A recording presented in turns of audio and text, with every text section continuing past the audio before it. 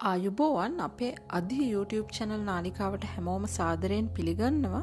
අද කතා කරන්න හිතුවේ දිව්‍ය ලෝකේ දිව්‍යමය සතුන් වෙසෙනවාද කියන කාරණේ ගැන. අපිව subscribe කරලා නැත්නම් අපි ගෙනන වීඩියෝස් වැදගත් කියලා හිතනවා නම් දැන්ම subscribe button එක ඔබන්න. අපි වැඩි කතාවක් නැතුව ඉක්මනින්ම මාතෘකාවට යමු. අභිඥා බලලාභී දෙවස්ලාභී උත්තමයන්ට අනුව මේ අපට නොපෙනෙන ලෝකයක් හැමතිස්සෙම අපි වටා පවතිනවා. ඒ නිසා අකමැත්තෙන් වුණත් ඒ වගේ අපිට දර්ශනය වෙන්නේ නැති, ඇහෙන්නේ නැති සමහර සංසිද්ධීන් මේ ලෝකේ තියනවා කියලා අපිට පිළිගන්න සිද්ධ වෙලා තියෙනවා. මේ කතා කරන්න යන්නේ ඒ වගේ සංසිද්ධියක් තමයි. ඒ තමයි මේ දිව්‍යමය සත්වයන් දිව්‍ය ලෝකේ වාසය කරනවාද කියන සංකල්පනාව. මේකට අපි බුදුදහම තමයි උපනිශ්‍රය කරගන්නේ. සක්කපන්න සූත්‍රය කියලා සූත්‍රයක් තියෙනවා බුදු පියාණන් වහන්සේ විසින් සක්‍ර දෙවියන්ට දේශනා කරන මේ සූත්‍රයේ මේ දිව්‍යමය සත්තුන් ගැන සඳහන් වෙනවා. ඒ වගේම මුගලන් මහරහතන් වහන්සේ එක්තරා අවස්ථාවක දිව්‍ය ලෝකෙට 이르දියෙන් වඩිනවා. මේ අවස්ථාවේ උන්වහන්සේ දකිනවා මේ දිව්‍යමය ඇතුන් දියනාන අවස්ථාවක්.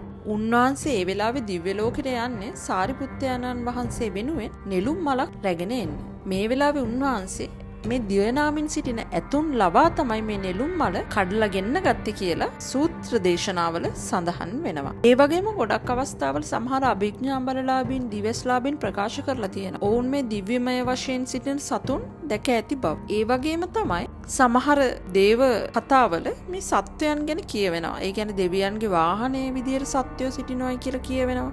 ශිව දෙවියන්ගේ වාහනේ ලෙස හරකත්, ගණ දෙවියන්ගේ වාහනය ලෙස මීයත්, චන්ද්‍ර සූර්ය දෙවියන්ගේ වාහනය ලෙස අශ්වයත්, විෂ්ණු ක්‍රිෂ්ණා වැනි දෙවිවරුන්ගේ වාහන ලෙස ගරුඩ පක්ෂියත්, කතරගම දෙවියන්ගේ වාහනය ලෙස මොණරත්, සරස්වතී විශ්වකර්ම වැනි දෙවිවරුන්ගේ වාහනය ලෙස හංසයත්, ශනි දෙවියන්ගේ වාහනය ලෙස කපුටත්, දුර්ගාමෑණියන් කාලිමෑණියන්ගේ වාහනය ලෙස කොටියා සහ සිංහයත්, ඉන්ද්‍ර සහ ලක්ෂ්මී දෙවියන්ගේ වාහනය ලෙස අලියත්, අග්නි දෙවියන්ගේ වාහනය ලෙස එළුවත්, රාහු දෙවියන්ගේ වාහනය ලෙස කොටියත්, කේතු දෙවියන්ගේ වාහනය ලෙස ගිජුලිහිනියත්, ශස්ති නම් දෙවියන්ගේ වාහනය ලෙස පූසත්, ඒ වගේම සිරිපාද කන්දේ වැඩ සිටින සුමන සමන් දෙවියන්ගේ වාහනය ලෙස සුදු ඇතත් මේ දෙවි දේවතාවුන් වහන්සේලා භාවිතා කරන වාහන වශයෙන් අඳුන ගන්න පුළුවන්. මේ දෙවියන්ගේ වාහන ලෙස යොදා ගන්න සත්වයන් ඇත්තටම දිව්‍යමය සත්වයන් නෙමෙයි.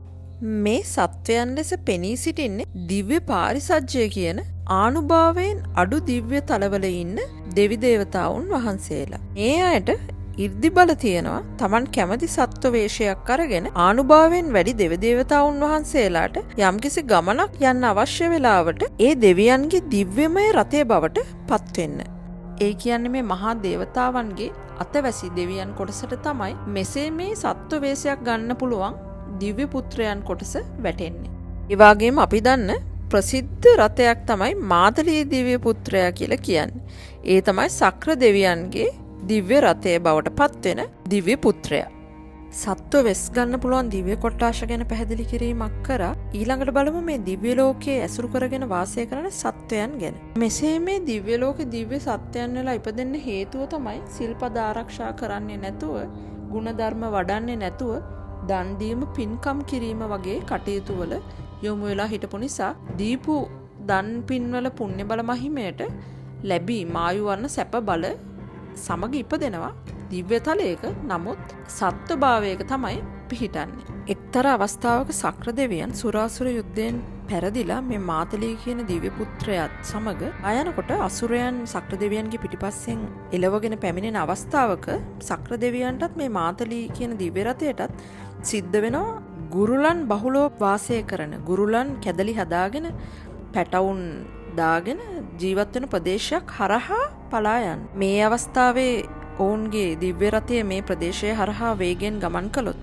මේ ගුරුලන්ගේ කැදලි වලට සහ ගුරුලන්ට හානි වෙන බව දකින සක්‍ර දෙවියන් මේ මාතලී දිව්‍ය පුත්‍රයාට නැවත හැරෙන ලෙස අනඳුන් බව ඉතිහාස කතාවල සඳහන් වෙනවා. අභිඥා බලලාභී සමහර භික්ෂුන් වහන්සේලා පෙන්නලා දීලා තියෙනවා. ඒ කියන්නේ නාලාගිරි කියන ඇතා බුදු පියාණන් වහන්සේට අප උපස්ථාන කරලා මිය පරලෝ ගිහින් දිව්‍ය තලයක ඇත් වේශයෙන්ම ඉපදිලා ඉන්නවයි කියලා මහානුභාව සම්පන්නයි 이르දි බල තියෙන සත්වයක් විදියට තමයි මේ නාලාගිරි ඇතා දිව්‍ය තලයේ ඉන්නේ කියලත් උන්වහන්සේලා පෙන්නලා දීලා තියෙන යම් යම් අවස්ථාවල. මේ සත්වයන් දිව්‍ය තලවල ඉපදෙනකොට ඉතාමත් සශ්‍රීක විදියට තමයි ඉපදෙන්නේ. මොනරුන් වැනි ගුරුලුන් කියන සත්ව කොට්ටාස ඉන්නවා. මේ අය ඉතාමත් ලස්සනයි. හරිම ලස්සන පිහාටු තියෙන්නේ. මේ අයට රන්වන් පාට පිහාටු. එතකොට මේ අයටම වෙන්වෙච්ච රත්තරන් පාට ආභරණ පහළ වෙලා තියෙනවා. මේ දිව්‍ය තලවල රත්තරන් ගෙජ්ජි. එතකොට දන්වැල් පවා රත්තරන් වලින් ඉතාමත් අලංකෘතව තමයි තියෙන්නේ කියලා නොඑක් අවස්ථාවන් වල ප්‍රකාශ කරලා තියෙනවා. අපිට මේ දිව්‍යමය සතුන් දකින්න ලැබෙන චාතුර් මහරජගේ තාවතිංසය කියන දිව්‍ය ලෝක පදනම්ව තමයි. මේ චන්ද්‍රයා සූර්යයා ඇසුරු කරගෙන ඉන්න දිව්‍ය ලෝක දෙකේ තමයි මේ දිව්‍යමය සත්තුන් අපිට දකින්න ලැබෙන්නේ. මෙතනින් උඩට යන යාමේ තුසිතේ නිම්මාන රතිය පරිනිම්මිත වසවර්තී යන දිව්‍ය තලවල මේ සත්‍යයන් දකින්න ලැබෙන්නේ නැහැ. මේ සත්‍යයන් මෙසේ මේ දිව්‍ය තල දෙක ඇසුරු කරගෙන ඉපදෙන්න හේතුව තමයි මේ චාතුර් මහරජකේ සහ තාවතිංසය කියන දිව්‍ය තල දෙක මනුස්ස ලෝකයේ ඇසුරු කරගෙන ඒ ආසන්නයේම තමයි පිහිටලා තියෙන්නේ. මේකට හේතුව තමයි කළු සුදු විපාක.